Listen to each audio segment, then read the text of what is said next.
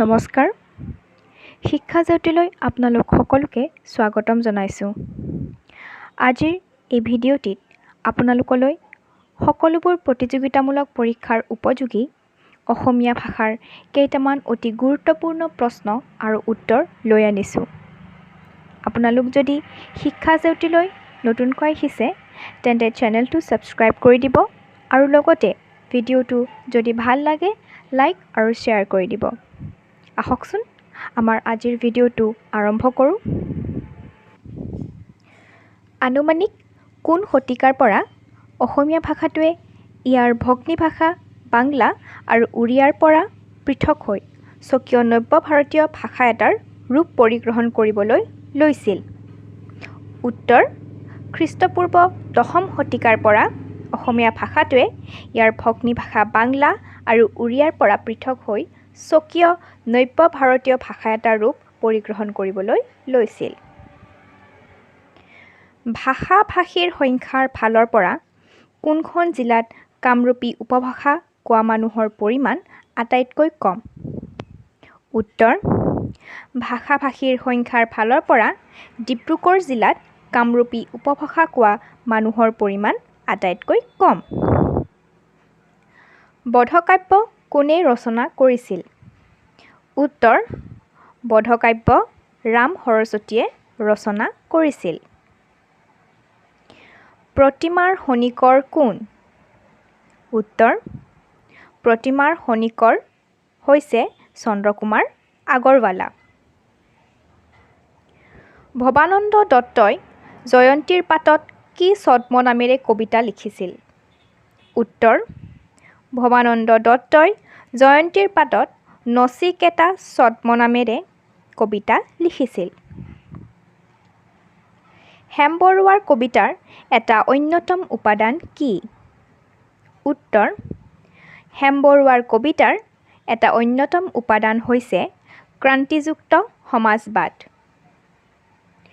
অনাথ শিশুসকলৰ প্ৰতি ডক্টৰ ভৱেন্দ্ৰনাথ শইকীয়াৰ অন্যতম অৱদান কি?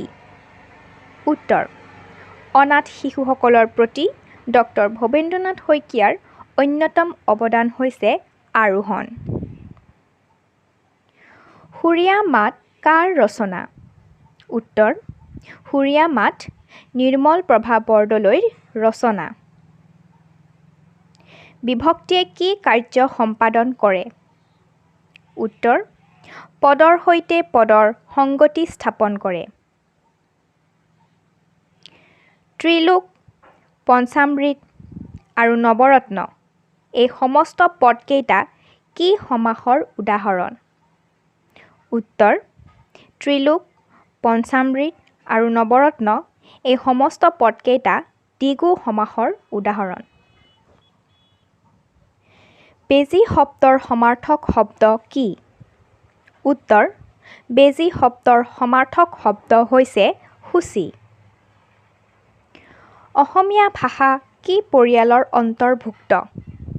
উত্তৰ: অসমীয়া ভাষা ইণ্ডো-ইউৰোপীয় পৰিয়ালৰ অন্তৰ্ভুক্ত। অসমীয়া শব্দৰ আটাইতকৈ পুৰণি লিখিত নিদৰ্শন ক'ত পোৱা যায়?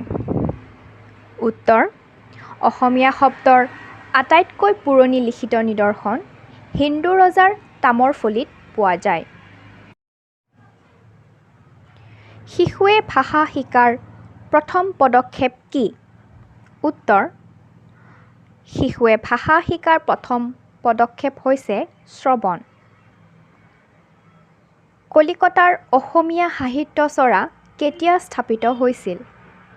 উত্তৰ: ১৮৭২ চনত কলিকতাৰ অসমীয়া সাহিত্য চৰা স্থাপিত হৈছিল।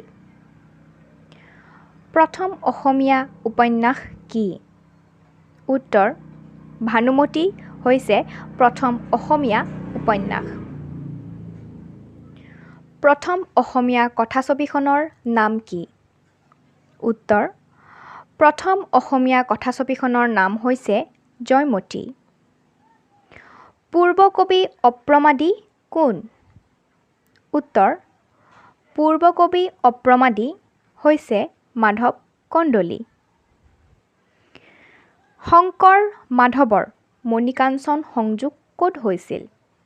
উত্তৰ ধুৱাহাট বেলগুৰিত শংকৰ মাধৱৰ মণিকাঞ্চন সংযোগ হৈছিল।